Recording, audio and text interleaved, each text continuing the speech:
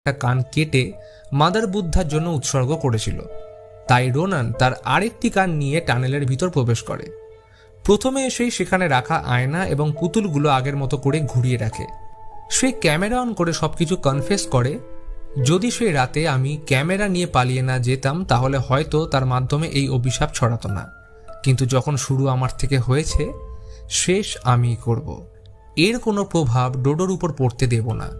এবার সকলের কাছে ক্ষমা চেয়ে নিজের চোখ বেঁধে ক্যামেরায় সকল দর্শকদের সামনে মাদার বুদ্ধার মুখ থেকে কাপড় সরালে আমরা দেখি এই এভিল এন্টিটির কোনো মুখই নেই, বরং সেখানে রয়েছে জীবন্ত মাংসল একটা টানেল, যার ভেতরে রয়েছে অজস্র রক্তমাখা দাঁত এবং লক্ষাধিক গর্ত। ঠিক যেমনটা রোনান 6 বছর আগে ওই মেয়েটির সাথে রুমের সিলিংয়ে দেখেছিল, এবং ডোডোর শরীরের গর্তগুলো যেন মাদার বুদ্ধার মুখকে রিপ্রেজেন্ট করছিল। তখনই মুখের ভেতর থেকে আসতে থাকে অজস্র বাচ্চা এবং মহিলা।